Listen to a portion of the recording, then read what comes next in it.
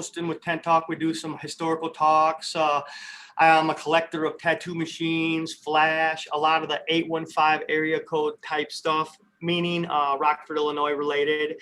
I was born and raised right here in Rockford, Illinois. So I do a lot of my collecting from Rockford, Illinois, but I also collect a lot of spider web stuff as well. Just recently, I've started obtaining some of that because of the connection with Spiderweb coming to Rockford, Illinois, and actually getting 8 sheets from Milton Zeis personally. And then I've obtained those. So I've always had a liking for Spiderweb, his tattoos and stuff like that. So we'll show a little bit of that today. We'll go into some of his #1 machines from Coney Island and some of his hand custom machines. You'll check them out, some hand poke tattoo machines, if you will. And I'm going to be having a guest tonight, Matthew Steins. He's a resident from Hell City Tattoo. He's been tattooing at Hell City for probably a little over 10, maybe 12 years. I'll let you get a little talk with him here in a little bit. We'll introduce him after we get rolling a little bit. But yeah, I'm going to be talking with Guy Atchison a little bit. We're going to be showing some of the tattoo machines that Guy Atchison hand cut and engraved, and we're pretty much putting them together and going to put out a few nice special machines, and we'll be showing those as well. And I got some flash right here. We'll be taking a close-up look, some of the sheets that actually Spiderweb received from Milton Zeiss back when he was in his early 20s. So we'll go into that as well. And I want to do a small little, I guess my show's PG-13 type, might be a little bit of drinking, might be a little cigarette smoking, might be a little weed smoking. So, you know, if there's anybody under the age of 17, just be aware that there might be some PG-13 type stuff on this particular Tent Talk. Nothing crazy, obviously, but like I said, my name is Rob Shaal, and we're here to have fun and talk tattoos, historical tattoos. I've been tattooing for probably, in professional shops, probably my whole life I've been tattooing, but in real shops over 22 years, probably, I'd say. I've worked at Jade Dragon in Chicago, which self-proclaimed one of the biggest tattoo shops in the world. I really enjoyed working there. Fat Joe was quite a character, but we'll talk about that later. But yeah, I'd love to talk about Joe. Yeah, so it's as soon as Matt comes, Matthew Steins is one of the original OGs from the Third Store Mafia. He was up in Jade Dragon with me when I first started, and I'll let him talk a little bit more about it. But when I first walked in there, man, I knew something was special about Matt, dude. From the minute I walked in, I sat down, he didn't say shit. Didn't say shit to nobody. And then I looked at his work, man, and his work was just impeccable, dude. I mean, he didn't even do bio, but the first piece I seen that he did was on a coworker of mine that was working there. His name was Pinga.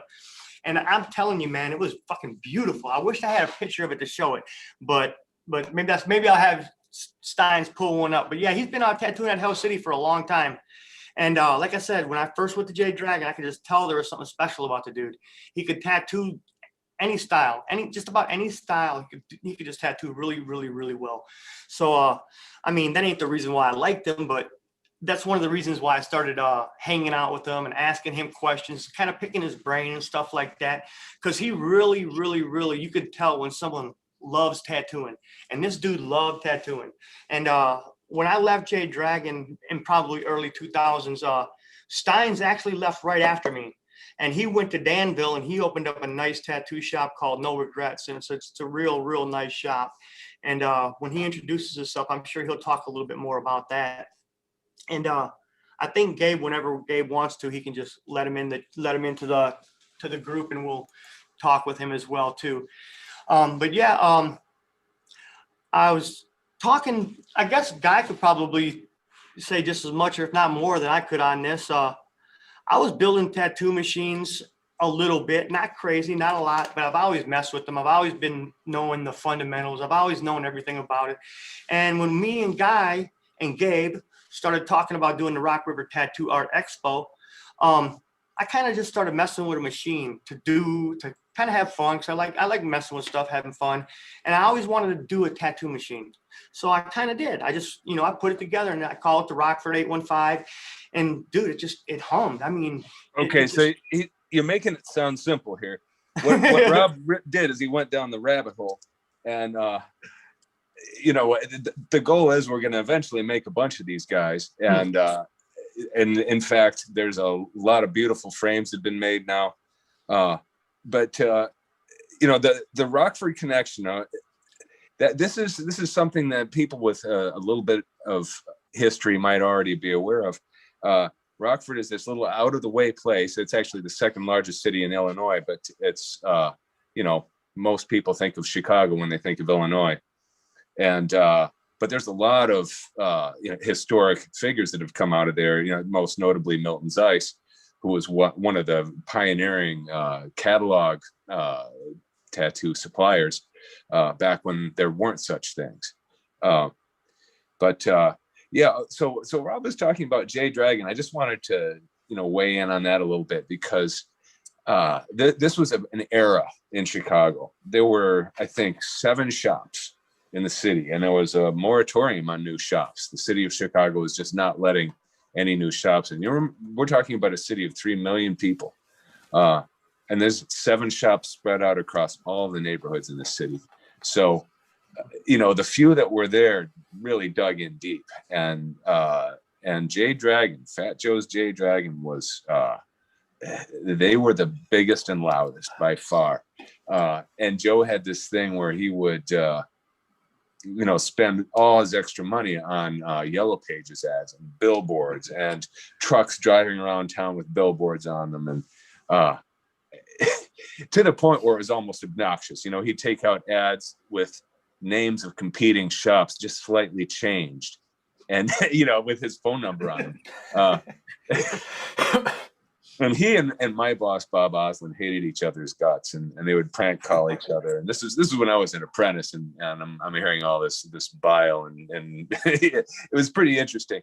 But because of this, a lot of the artists that worked at J Dragon didn't really hang out with the artists that worked at the other shops, and kind of vice versa, and so it wasn't until many years later, like, Rob and I had run into each other at, conventions and things like that, but we never got a chance to actually meet and hang out until long after all of that. And it's just kind of funny looking back at that. And I'm very curious to hear Matt's description of that era, because it was, we're talking about the, early 90s here.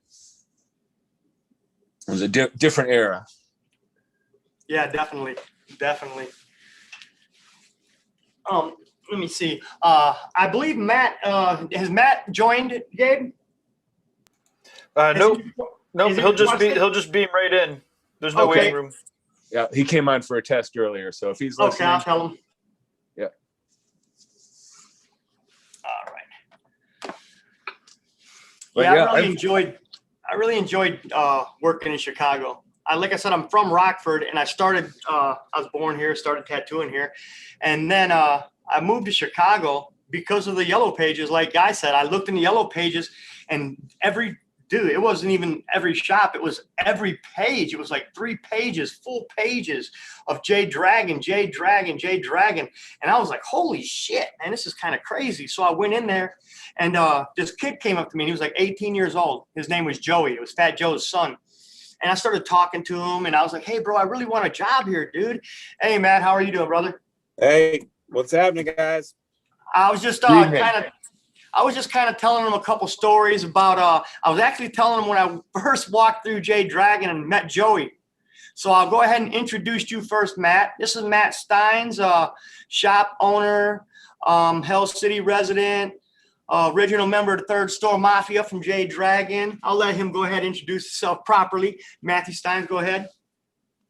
Yeah, so I've been tattooing 25 years. I've been doing Hell City for 12 years now. Me and Robert did a stint at J Dragon for I think 6 years. And we were shunned to the Third Store, where we created a clique called the Third Store Mafia. And we had some intense times through the years. And then, let's see, what was that? What year was that? 2006. Yeah, I opened my own place in Champaign, Illinois, 2006. And still running No Regrets Tattoos today. And like I said, I've been doing Hell City for 12 years. 2009, I started doing that. It was a pretty eye-opening experience all the way through. Nice, nice. All right, I'm gonna go ahead and tell a little story about Jay Dragon, about when I first walked in there, when I talked to him, when I got my job. All right, and Matt probably, man, I know Matt's got a hell of a lot of stories. We'll share a couple of those too. But yeah, the first incident, I walked through the door at Jay Dragon, and it was like this little small kid, and he came up to me and he's like, he asked me what I'm doing, and he was, I mean, the kid was sharp, not just a little kid, not just a regular little kid like you would think, some 18-year-old kid. You can tell this kid had been in the tattoo industry his whole fucking life. I mean, you can tell this dude has been in his whole life. You can just tell he was entrenched in it. But when I talked, and he didn't tattoo, and he didn't pierce at the time, but he did learn to pierce afterwards. But anyway, so I walk in and I talk to Joe. I'm like, hey man, you know, I'd like to talk to somebody here, maybe possibly get a job working here. And he sat down next to me, started talking to me. He's like, all right, man. He's like, my dad will be here at 5 o'clock. He said, if you want to come back at 5 o'clock, Joe will come in and he'll talk to you. So I was like, all right, cool, man. I was like, all right, that's a cool idea. I was like, all right, bro, I'm just going to wait here. That was my first mistake. It was like 2 o'clock. So I was going to wait till 5 till Dad got here. That was my first mistake. So I was like, all right, man, I'm just going to wait here because I was excited. So I waited there. And then all of a sudden, I seen Joe come in. And I was like, oh, that must be Fat Joe, because a big old fat dude. So I was like, and then Cindy came in and she was rather large herself. So I was like, oh, that's Big Cindy. We didn't call her fat nothing. We just call her Big Cindy. So anyway, Big boy. And then needless to say, Cindy was not on the Third Store Mafia's team. She was on a whole different team, like the First Store and all that. So it was like, you're on Fat Joe's team or you're on Cindy's team. So that's how that went down. I didn't know that at first, though. I had to learn that the hard way. All right, so I went in there and I was talking to Joey, and all of a sudden he said, yeah, my dad's here. He'll talk to you in a second. Just go ahead and wait. Well, right around 9:30 at night, Joe still ain't talked to me. I'm still sitting in the fucking blue chairs. So in the shop is packed. When I say packed, I mean packed like you ain't never seen in your life, tattoo shop. I mean, it was crazy, crazy. And so I'm even more excited to wait. So I sit there all night. Fat Joe didn't say one word to me, man. I ended up leaving there, dude, without even talking to Fat Joe one time. He didn't want to talk to me. So I'm like, fuck, man. So I leave. I drive all the way back home to Rockford. It's like an hour and 45 minutes. So the next day, I call my dad. And I tell my dad, I'm like, hey, Dad, you want to drive up here to this shop with me? I'm trying to get a job at this shop. And I got an appointment to meet this dude at 5 o'clock. So my dad, you know, he's like, all right. So me and my dad, we drove all the way up there. And sure as shit, man, we waited there. Fat Joe came in. I'll be a motherfucker. He did the same thing to me, dude. He made me sit in them chairs, dude, till like 10:30 at night. Still didn't talk to me. My dad was pissed off. And then we went home. So my dad was pissed. So, you know, obviously I was a little bit mad too. This is my second day. So I'm thinking, fuck, dude. And now I see Matt over there laughing. I see all these other motherfuckers laughing like it's a joke. Like it's a real running joke. So that was the test. It was crazy. So I come back again because I wasn't quitting on this job, man. When I seen how busy it was there, dude, I was laser focused on being the best tattoo artist I could at the time. So I'm like, I'm going here, dude. This is the place I want to be, dude. So I went there. And like I said, there wasn't no shops to pick from in Chicago. You've got to pick from 2 or 3 shops or 4 shops. And there was only 2 or 3 decent ones, in my opinion. So by proxy, I'm like, well, this is my spot. And it was a little bit closer to my house on 90. So I said, okay, I'm going to do it. I went in the next day. I talked to Joey. Same thing. Joe came in. I'm hoping he'd talk to me. And sure as shit, he talked to me. He's like, come here, kid. And I was like, all right, well, I went over there and he said, can you tattoo? I was like, yeah, I can tattoo. He's like, all right, well, I want you to be here tomorrow and I want you to bring in somebody to tattoo on. He said, and if you do cover-ups, I want you to bring in someone to do a cover-up on. He said, and if you want to pierce, I want you to bring in someone to do a piercing on for every single piercing that you want to do inside my shop. And I was like, all right. So the next day, man, I brought like a whole gang of people, my nephew, everybody I could think of. So I was piercing people. I was piercing people like 2 and 3 and 4 times on them and doing 2 and 3 tattoos on, you know, just so I could do everything up under the roof at Jay Dragon. Because, you know, I wanted to be all the ground, do everything. So I did all that and everything. Sure as shit, I got the job, man. And then I started actually talking probably to Matt first, because it was real hard to make friends in there, man. Nobody wanted to talk to you and nobody wanted to be your friend, right, Matt? It was like the thing I could probably relate it to would probably be more like the prison system with nobody wanted to be your friend, and you had to like people were hard in there. It was like after my first 2 weeks, I was like, what in the fuck did I just walk into? And I had come from a shop that was pretty well developed and a little pretty progressive, but I had moved to Chicago and it was hard to find a way in, like you guys were talking about. And I came in there, and that blue chair trick was the trick.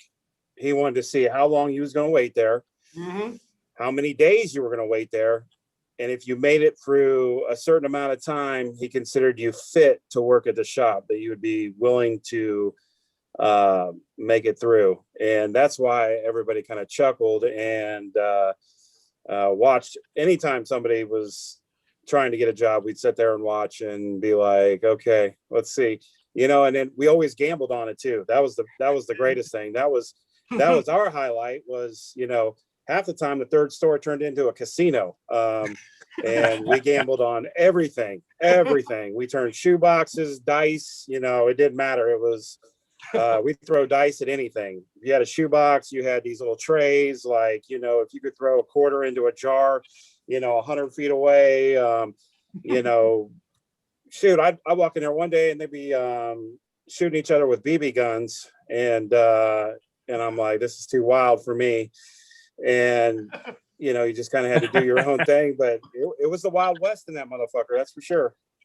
So what percentage of people do you think made it through the blue chair test?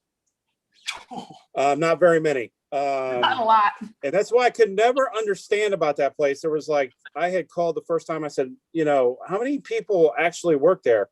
And they said 23. And I was like, why in the world would you need another tattoo artist? They're like, we need as many tattoo artists as we can get. And that was the thing. When you walked in, you just never seen such a sight in your world. It was like you was at a concert and there was like people in there, and they would do probably 40 to 100 tattoos a day, no matter what season. Easy. 40 to 100 on any given day. Easy. And there was guys in there doing $3,000, $4,000, $5,000 a day.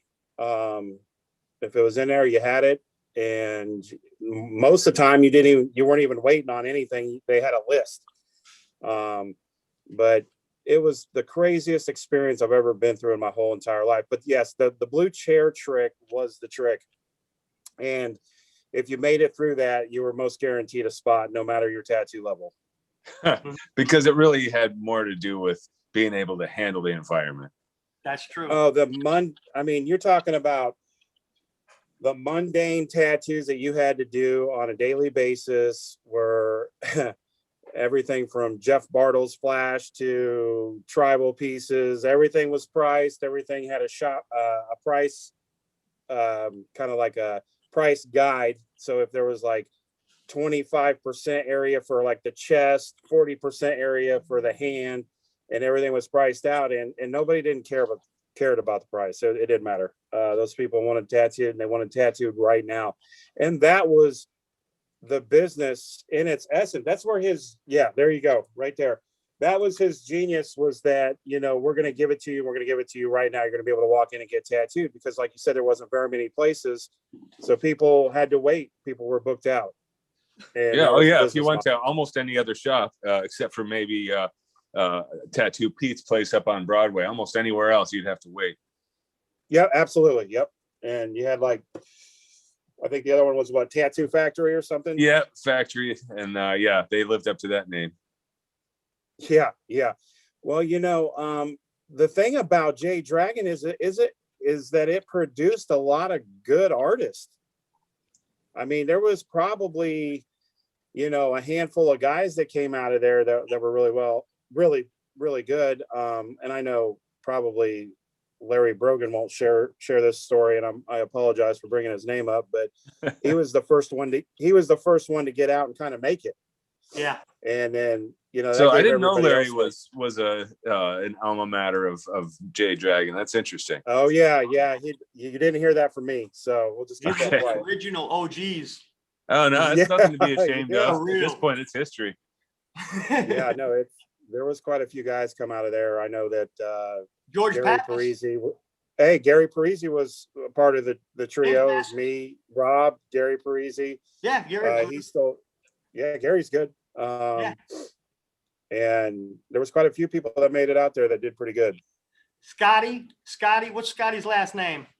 I knew you were going to ask He me used to that. work out there with Clean Rock. He's tattooed his ass off too. He worked that with Joe. Yeah, he was good. George Pappas, he's working at Tattoo Factory now. Yeah. He used to work with Don Oslin. Bob. Yeah. I was gonna say, Guy, you probably know George. Oh yeah. Yep. He was one of the few people from Jade Dragon that like sort of got out a little bit and mixed with some of the other artists in town. That was kind of a rare thing. He had that sleeve by Kim Say. I don't know if I butchered her last name. Yeah, you said it right. It was like, yeah, I mean, it was amazing. I know when I used to stare at that thing, it was like for that time, that was some excellent work.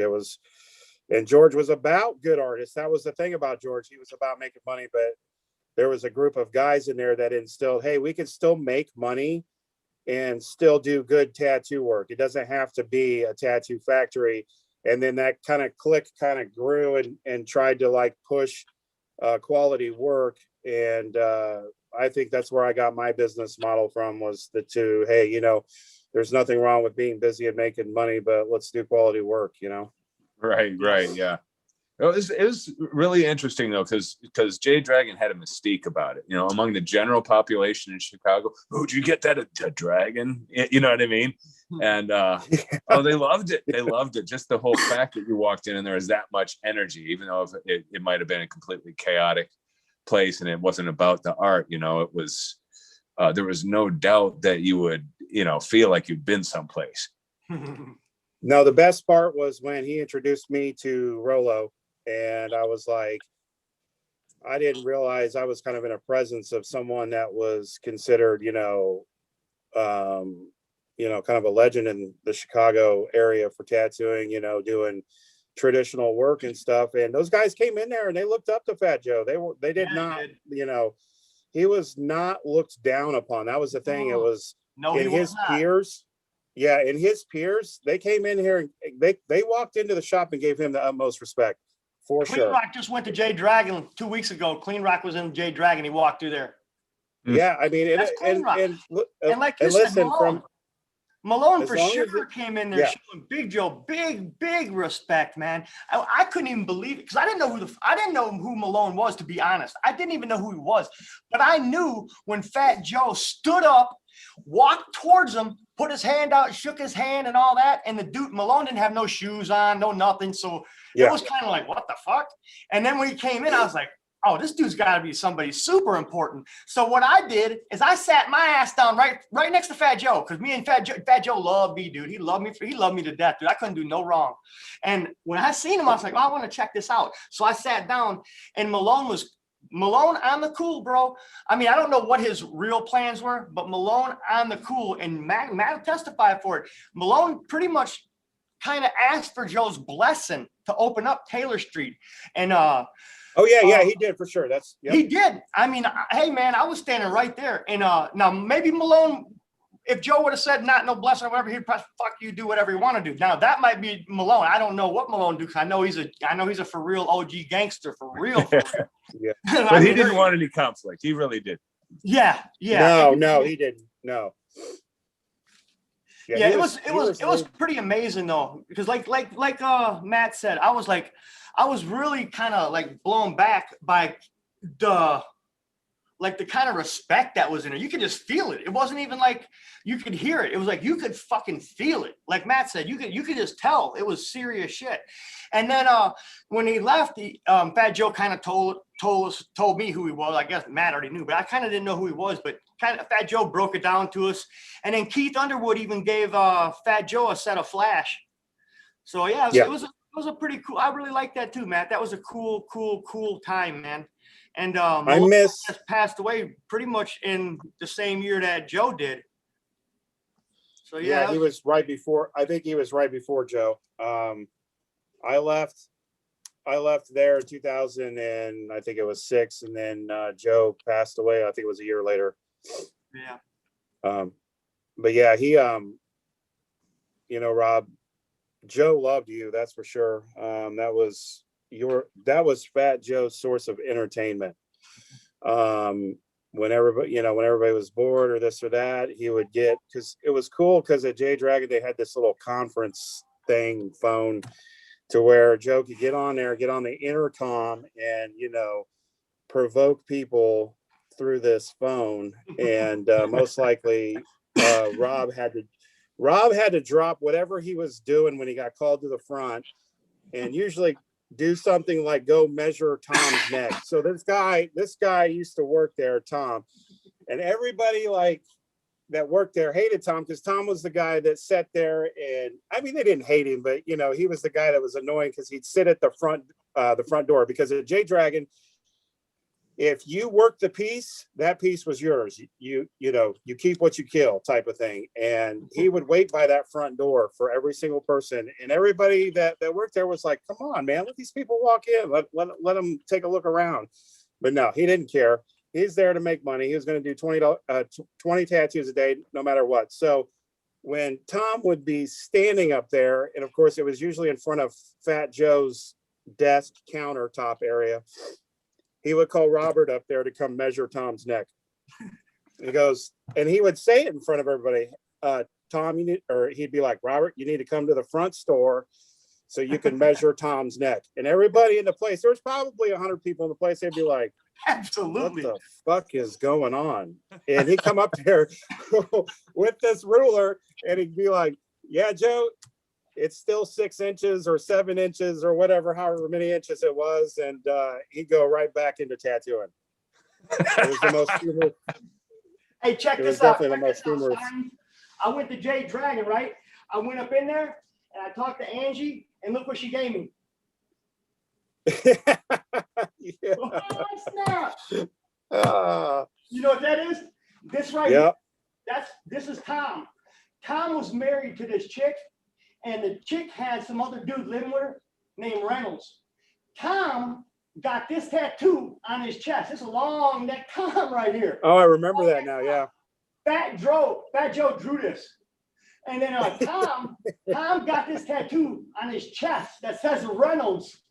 And Fat Joe told him, if you put this on your chest, I'll give you 50% instead of 40%.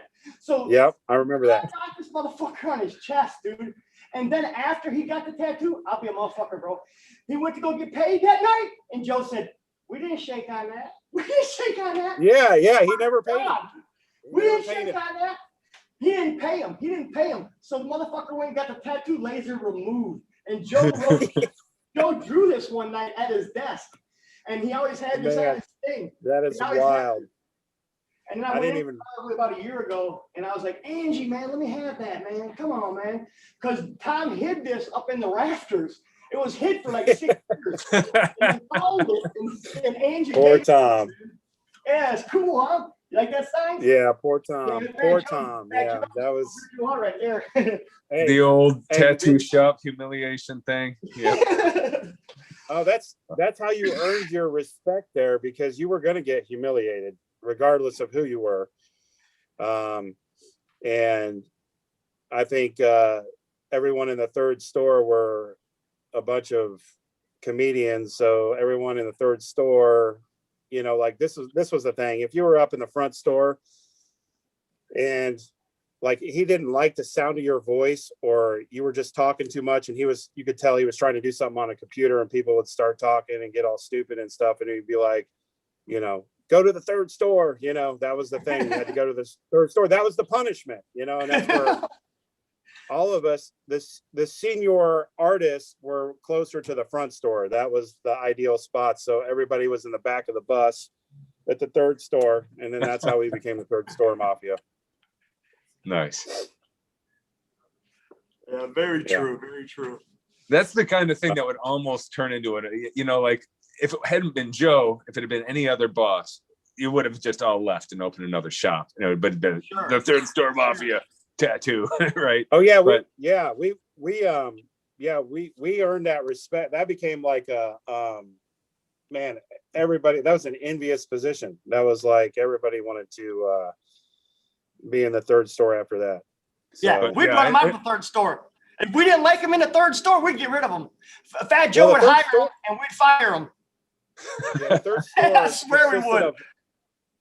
It consisted of hustle. That was basically the deal with the third store. Was you were the seedy hustlers that, you know, would do anything in the shop, because you had a lot of guys in the shop that would refuse to do stuff, and you know, all we did was peek our head up and around and be like, I'll do that. I don't care, I'll do it. It didn't matter how crazy it was. So yeah, I was telling them Steins. Go ahead. I was telling them Steins right before you joined. I was giving them a little backstory on you, and I was telling them, like, as soon as I walked in J Dragon, I was looking at everybody's work. Obviously, nobody had no portfolios. Nobody had no portfolio. No. And then not that kind of place. Yeah, no portfolios, none. They might have had one, but trust me, it was hidden underneath their back thing. They didn't want to show. They didn't want to break that out. But you know what I did though? I kept my portfolios right on the front desk. I had all the famous people I tattooed, and all the cool people, all the big tattoos. Anytime someone came in, even said Panther, I'd grab my portfolio. Oh, I do Panthers. That's what I do best. I specialize in them. I tattoo all day. Robert specialized in everything. There wasn't anything that Robert didn't specialize in. Shit, I did it. I said, come on, I got you. Yeah, I enjoyed it. But man, I stopped and I went in there and I seen Stein's tattoos. I seen that tattoo you did on Pinga. I was telling about that you don't really specialize in bio, but you did that bio piece on Pinga that just kind of fucking, I was like, whoa, that's fire. Well, that was the thing. I tattooed in Indianapolis from like 96 to 2000, or in and around the Skinquake guys, St. Mark, you know, Junior, Brian Brenner, and you know, Brian Brenner was kind of a mentor to me too. And you had Mark and Monty and Junior and all those guys. So I came from that and then went into J Dragon. So I went backwards. And I remember, you know, being a part of that. I did a lot of biomech stuff. And, you know, of course, you know, Guy, I seen your stuff in magazines, and that was a huge influence. And, you know, at that time frame, you know, 1998, 97, you know, all that stuff. And I did a lot of biomech stuff. And, you know, once I got away from that, I think it was because of J Dragon, and I revisited here and there, but I fell right into portrait realism was more my thing. But my love growing up, like my influence was biomech, you know, getting, you know, abstract tattoos. Most of the stuff I have tattooed on me is that. So that was my thing. But I did some of that at J Dragon, and it was, you know, pretty cool because no one else was really doing that. You know, this is an era when people didn't really specialize so much like they do now. I mean, to some extent, like you had Jack Rudy, you know, you could get fine line work from him, and, you know, people specialized to some extent, but really for most of us, it was kind of a given. You wanted to be able to do everything pretty well. And, you know, if you had some kind of a style, it might just be something to apply to these different things that people bring in. Yeah. You like doing bio. Somebody wants a dragon, you give it a bio twist. Somebody wants a gravestone with a zombie hand sticking out. It's got a little bit of a bio twist to it, but, you know, that was as much as you would specialize back then. You know, it was more of an open market, you know, and now it's like, it's almost a given. Like if you're a name, you've got a specialty, right? Yeah, absolutely. Yeah. You know, and that's what I think what came in hand was watching Mark, Monty, and Junior and those guys do color realism, because that was kind of cutting edge back then too. There wasn't a whole lot of guys doing that. I mean, back then it was like, you can't do portraits. That was such a weird thing where people were like, portraits will never last. That was one of those things. And then they started doing color, and everybody was just like blown away. And then that became, I'd say probably 2006 to 2013, majority of what I got known for was color realism. But it was because of that grassroots affiliation I had with those guys. Yeah, that was the other thing that they were doing that was so like novel at the time, was that sort of big Magnum, like, starting with a Magnum first or whatever, and just, almost a airbrushy sort of look. 15 mag. Yeah. They would unheard 15 of mag that. everything. It's so like, one of many, things you'll find in the entire tattoo spectrum now. But I remember when every time you'd see something new like this come up, your jaw would sort of drop. You're like, they're doing what? And then there's this whole crew of people doing it. And so, yeah, that's cool that you were kind of centered in that for a little bit. Yeah, I had a good 4 years, and, that was the beginning. And, I went to shows with those guys all the time. And then I think the single most biggest thing, and that's where we kind of come back to Hell City, was, the tattoo shows. Going to the tattoo shows in the very beginning with those guys was like changed my life. And then I knew, because you couldn't get complacent, going to a tattoo show, because you were instantly inspired, and that inspiration was like a drug. And then it became competitive, and then you were like, oh, I want to try and outdo this guy, or, oh man, I want to try what that guy's doing, and, add it into my own thing. And that was, a lights out experience for me, for sure. So. Well, here's a question. When you ended up over at Joe's place, did the convention trips pretty much screech to a halt? Like, somehow I can't imagine him making much leeway for that. My career stopped there, and I ended up calling my tattoo shop No Regrets, because of the simple fact that I don't have any regrets of working there. But it definitely hurt my career on that type of platform. I would have probably, because I missed 6 precious years of my life, devoted to making money and being in that rabbit hole. And, I'll never forget it, because it created the businessman that I am today. But I definitely had to choose at some point, am I going to be about this career, or am I going to be about money? And I still struggle with that in my lifetime, as a tattoo artist over 25 years. But I think those 6 years were the most crucial, because I wanted to do shows, and we were not allowed to do shows. If we had to miss that time, then somebody had to take our place. So there always had to be fully staffed at all times. And I lost out on some precious time, I think, but hey, it is what it is. Yeah. Well, I mean, and I understand where Joe was coming from, because, there's these two sides to the coin, right? Now Bob Oslin, he wanted to keep me at all costs, and he knew, I was only there a few months, and he realized, oh shit, this kid could probably go anywhere he wanted. And meanwhile, Bob had a little bit of an expensive habit, and he really needed the money. And it worked out really well for him to have me there. So he wanted to encourage me to do whatever I needed to do, but somehow, encouraged me to come back again. And so he took me around to shows and introduced me to, it was amazing. He introduced me to people like Jack Rudy and Kerry Barba and Ed Hardy, who we had a back piece from. And that was enough for me to really get a pretty big in with the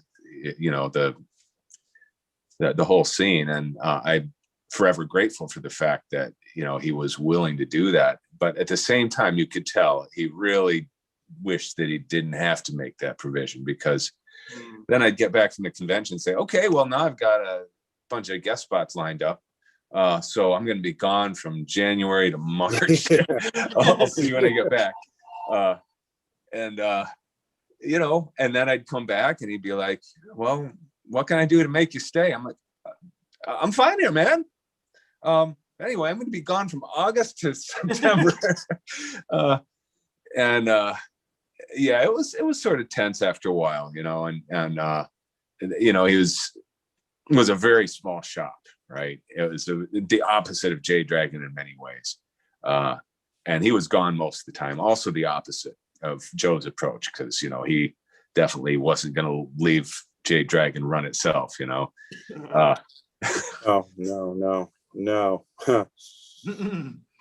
He'd stay there till he's done. That was one aspect of Joe where, you know, he was there 24/7, especially the time that I was there. And, you know, this was kind of a running joke. I was considered a slow tattooer. All these guys were fast, and that was kind of a running joke back then. And, you know, the thing about J Dragon was that Joe was going to stay till the last person was done usually. But there at the end of the night, there was a thing, you were in rotation. Well, guys would do whatever they could to get out of rotation, like towards you. No one wanted to get stuck with the 2 o'clock tattoo, because we worked from, you know, on the weekends from noon till 2 o'clock in the morning. We got a 30-minute lunch that we had to be back for. But if we were late or missed that lunch, we had to make up that time somewhere in our schedule. I don't know, you know, where it was going to happen, but guys would, to get out of that 2 o'clock tattoo, guys would write down $40 tattoos because it was so busy. You could write it down that you didn't even do the tattoo, but you would write it down so that you wouldn't get caught with that last tattoo. Yeah. Right. So you'd end up having to, oh man. So you'd be paying. We would pay him not to tattoo. Yeah. We would literally pay him not to tattoo. This is how it worked out. But it was like, I do it all the time. Oh yeah. Yeah. All the time. It would piss everybody off. But there towards the end, I wasn't allowed to do the 2 o'clock tattoo because I keep Joe there till 6 o'clock in the morning. Because you were the slow guy. Said, don't give that guy the 2 o'clock. Don't give it to Steins. Do not give it to Steins. Don't give him the tattoo. They would not give it to Steins. Steins would keep his ass there till 6 in the morning every time. Every time. He wouldn't give it to Steins for nothing. It's kind of not funny. For nothing. I don't care if Steins was up or not. Steins wasn't getting a tattoo.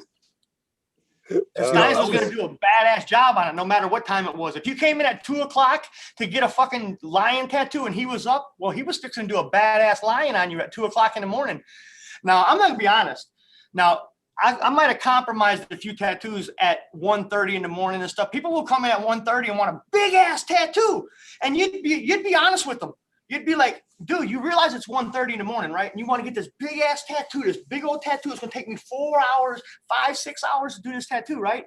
And they'd push you into doing it. You would tell them, dude, you'd kind of whisper to them because you didn't want Bad Joe to know. You'd tell them, dude, I've been here 17 hours, dude. You don't really want to do this tattoo.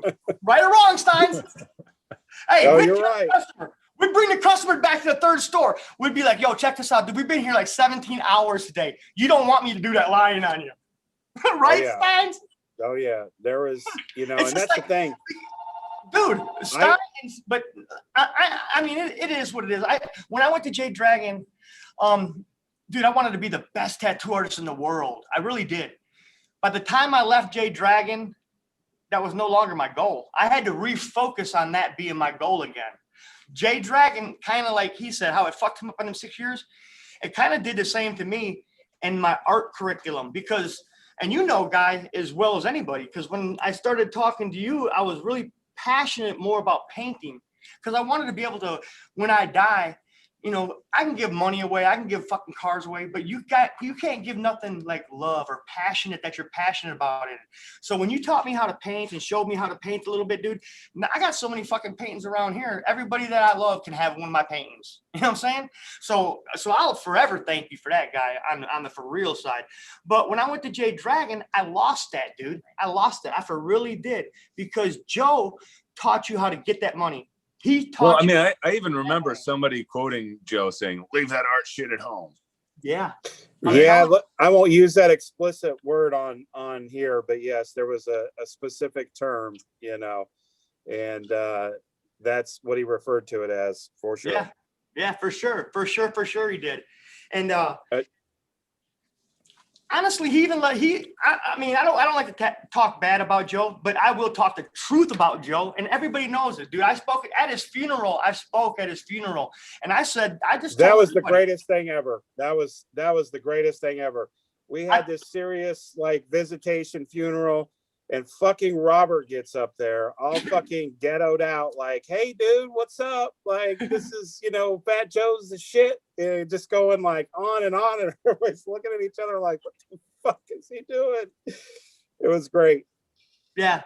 After I went up there. I said how Joe would have wanted it to be said, because everybody was up there trying to talk good about Joe. Everybody went up there and talked real good about Joe. Honestly, I went up there. I said, I don't know where y'all must know the whole different Joe than I knew, because the Joe I knew, he'd have laughed at half of y'all motherfuckers for saying all that shit. I said he wasn't like that. Joe wasn't like that.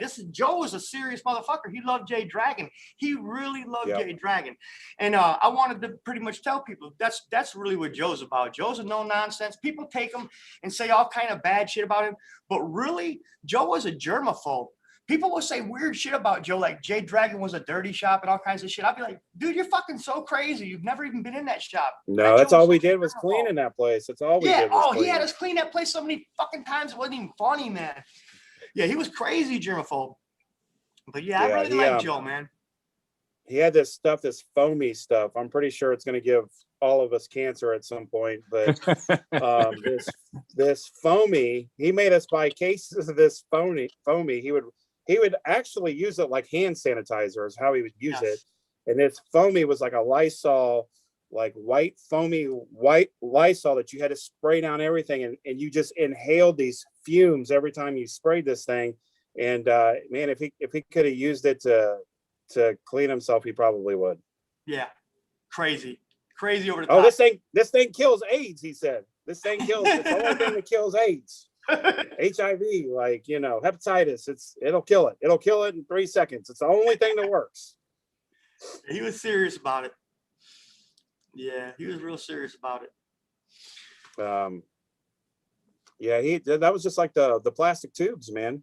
Him inventing the plastic tubes for safety. It was a great idea, great concept. But man, those things were painful. It made the tattoo machine probably weigh 3 times as much with that pencil grip on there, because there was no weight on that plastic tube. No, there wasn't. So all the weight hung off the back of the machine, He was the first one to do those throwaway tubes, wasn't he? Yeah. That was his claim to, that was his claim. Was the disposable tubes. Yeah, disposable tubes. Yeah, he was using disposable tubes shit in the late 90s. He was killing it with those. Yeah, we had to use those. I hated them. I hated them. I absolutely hated them. So flimsy. I still got a couple of those, dude. I still got a half a box of those. Man, that would probably give me PTSD. They are. Like if I see those. They're going to be old collector's items. There you go. Yeah, absolutely. For sure. Well, usually we do this tent talk for an hour, Matt. Yep. So I'm not sure how much longer we're going to go. I did maybe anticipate in showing some tattoo stuff, some old historical stuff, but I think maybe we'll probably do that next time. I'm going to be having some more tent talks and stuff like that. Maybe I'm good with that, man. Like anytime you guys want to have me aboard, I'm game. So okay, all right. I'm gonna get out. Hey, I'm gonna get out and see you guys. A little more. I'm gonna get out and do a few more things, but I'm gonna come up there and see you. And, we'll set up a guest spot, dude. We'll come on up, and if you want a tattoo, we'll call it tattoo, and if you want to hang out, we'll just call it hang out. We'll do whatever you want to do, bro. All right, sounds good, brother. Yeah, have a good meeting, man. I appreciate you coming on, Steins. No, I appreciate it, and thank you, Guy. It's always good talking to you. Absolutely. I think Guy might have stepped off for a second, but oh, okay, cool. But what we'll do is we're gonna go ahead and conclude this. I want to thank everybody for stopping out and checking out Reinventing Live Tent Talk. I appreciate all the sponsors, and if you guys want to check it out, we're gonna be doing a lot of historical stuff, some more tent talk, showing some tattoo stuff. A lot of 815 mostly, a lot of the Rockford area, but I'm going to be showing some other stuff like the Milton Zeis tattoo machines. I got some Paul Rogers tattoo machines as well. I got some Jonesy tattoo machines. I got a Aaron Bloomquist tattoo machine. I got a lot of tattoo machines from the 815. Me and Guy Atkinson's tattoo machine is going to be, let me take a little, show you a little peek on that real quick before I go. Just wanted to little shout out. Mickey Schlick from Montana's in the chat rooms. He says you definitely got to work for it. Hector was in there, said salute de Mexico, and Heinz was watching from Germany. Yeah, appreciate y'all checking it out, tuning in, man. Check out our machines, man. This is Guy Atkinson's hand cut, high-end carved. Went ahead and hand polished it all. Got it looking really nice. Got some Dot King hardware from the 815. Got some Aaron Bloomquist coils made right here in the 815. I custom made the armature bar and the yoke. So yeah, this is going to be a really, really, really nice piece of art as well as a functionally working tattoo machine. I appreciate everybody stopping in, checking out Tent Talk with Rob Shaal. And check us out anytime. We're going to always be here. I appreciate it, Gabe. And cheers. Have yeah, good night.